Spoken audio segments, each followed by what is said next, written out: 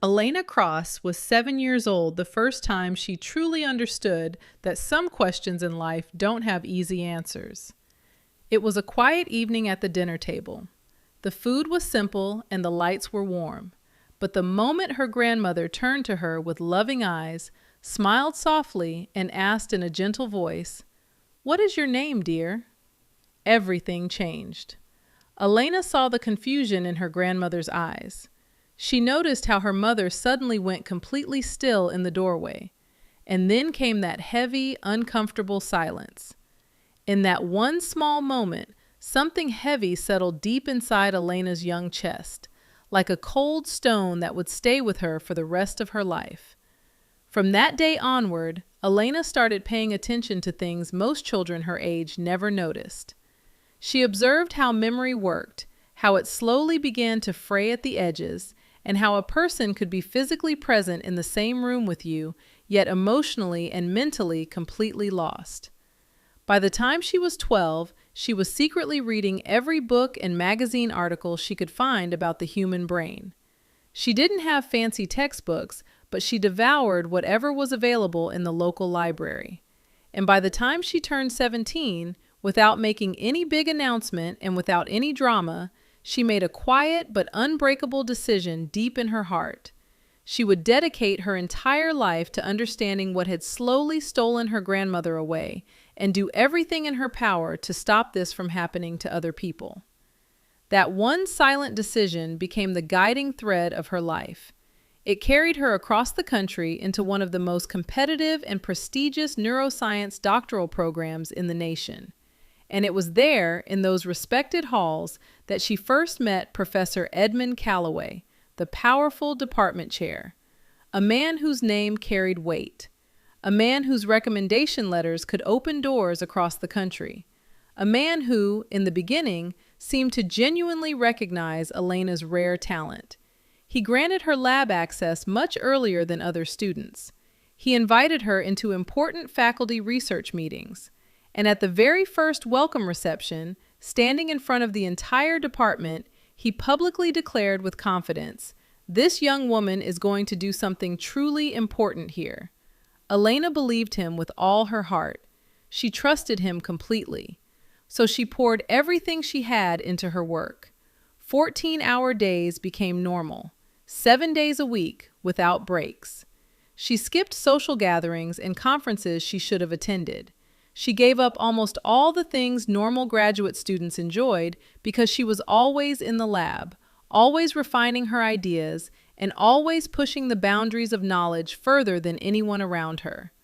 Her research focus was deeply personal, the relationship between chronic stress and long-term memory degradation in aging populations. It wasn't the most glamorous or heavily funded area, but for Elena, it meant everything. It was about her grandmother. It was about fighting an invisible thief that slowly takes away a person's memories and identity while they are still breathing right in front of you. By the end of her second year, Elena had achieved something remarkable. She developed a genuinely new and groundbreaking methodology, a better way to measure cortisol-linked memory markers in long-term patient studies. This wasn't just an incremental improvement, it was novel. It was significant. It had the real potential to become a foundational framework in the field for many years to come. She shared every single draft with Professor Callaway, every data set, every small revision, every late-night idea that came to her. She held nothing back. She gave him her life's work with complete trust. Then, one ordinary Thursday afternoon, the paper was submitted to one of the most respected neuroscience journals in the world. Elena wasn't even present when the submission happened. She only learned about it a few days later when a classmate casually mentioned seeing the confirmation email.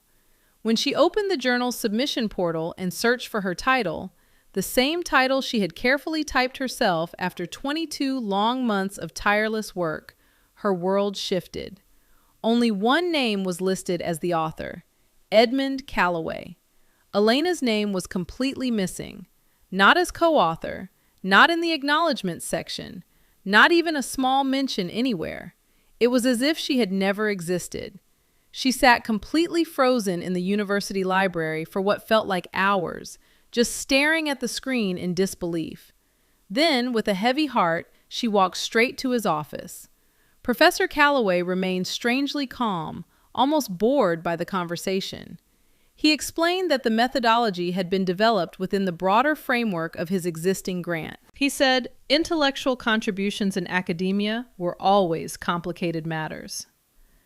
And finally, he suggested that she should feel grateful for the mentorship that had shaped her thinking enough to produce such work. Elena looked directly into his eyes and asked the only question that truly mattered. "Where is my name?" He leaned back in his chair and replied with cold authority, "I'd be very careful about the kind of conversation you're trying to start here." What happened next was swift, silent, and brutally effective, exactly how institutional betrayal usually works. Elena filed a formal complaint with the university's Academic Integrity Office. Just 2 weeks later, the complaint was reviewed and quietly dismissed with the official finding of insufficient evidence of misconduct. Only later did she discover the truth. Professor Calloway was on the advisory board of that same office. 2 of the 3 reviewers had co-authored papers with him over the past decade. The very system that was supposed to protect her had been working for him all along. They didn't expel her dramatically. They were far more strategic. Her funding was quietly restructured. Her lab access was significantly reduced. Her dissertation timeline was extended again and again on vague administrative excuses that made no real academic sense. The message was loud and clear without ever being spoken. She was being slowly erased from the institution. So Elena made one of the most difficult decisions of her life. She chose to leave the program on her own terms before they could completely bury her. She packed all her belongings into a storage unit, moved into her sister's small spare room in another city, and for 3 painful weeks she barely functioned. She slept fitfully, ate poorly, and spent hours simply staring at the ceiling, wondering if all her years of sacrifice had been for nothing. Then, one ordinary morning, something shifted inside her. She got up, made a strong cup of coffee, opened her laptop, and quietly began to rebuild. This time, there was no loud anger, no public outbursts, no social media posts. Elena had learned an important lesson. In the academic world, the only thing that truly matters in the end is an undeniable, bulletproof record. Credentials, publications, and documented evidence that no one can dismiss. She enrolled in a completely new doctoral program at a different university in another state. This program had stronger research ethics policies and a department chair who herself had fought similar battles. There, Elena restarted her research on chronic stress and memory. But this time, every single idea, every data set, and every paper was carefully documented from the very first day as entirely and provably hers. At the same time, in the background, she did something even more powerful. She went back through every email, every draft, every time-stamped file, and every single page of her old lab notebooks from her time with Calloway. She spent months building an archive so thorough, so meticulously organized, and so irrefutably detailed that any independent review board could follow the entire timeline without any ambiguity or doubt. She also quietly connected with 2 other former students of Professor Calloway who had gone through similar painful experiences. One had left academia completely. The other was still struggling in the field. She reached out to a science journalist known for covering research credit disputes. She worked with a nonprofit organization that advocated for graduate students' intellectual property rights. She moved slowly. She made no noise. She simply worked, day after day, brick by brick, paper by paper, file by file. 5 long years after she had walked away broken and empty-handed, Elena Cross returned to the academic world as Dr. Elena Cross. She had successfully completed her second doctorate with highest distinction. She had published 4 strong papers under her own name in respected peer-reviewed journals. 2 of those papers directly referenced and properly documented the original methodology that had been taken from her. Her work had earned her a prestigious National Early Career Scientist Award, and most importantly, she had been offered a genuine tenure-track assistant professor position at a respected university that had actively recruited her for the originality and importance of her research. Then, at the right moment, the carefully prepared formal complaint, backed by her complete and overwhelming archive, was submitted through a national research ethics organization. The investigation ran its course. Professor Edmund Callaway was officially found responsible for research misconduct. The original paper was retracted from the journal. Elena's name was restored and placed as the first and primary author. Callaway was formally censured by the university, removed from key grant committees, and suspended for 2 full years from supervising any doctoral students. On the morning Elena drove onto the campus of her new university for the faculty orientation, she parked her car and sat there quietly for several long minutes. Not out of nervousness, but because she wanted to fully absorb the weight of this moment. Every sacrifice, every doubt, every silent hour she had spent building when the world thought she had disappeared. Finally, she stepped out, walked confidently through the entrance, and introduced herself to the department coordinator.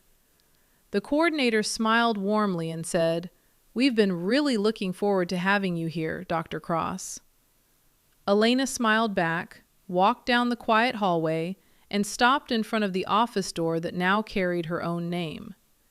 Inside, her research findings were already displayed on the walls. Her work, finally, completely, and undeniably hers. Elena didn't return to humiliate anyone. She didn't come looking for dramatic apologies or public revenge. She came back simply because the work was real and the truth was real. She didn't scream. She didn't beg. She didn't wait for anyone to finally believe her. She simply built a record so complete, so precise, and so powerful that the truth had no choice but to correct itself in the end.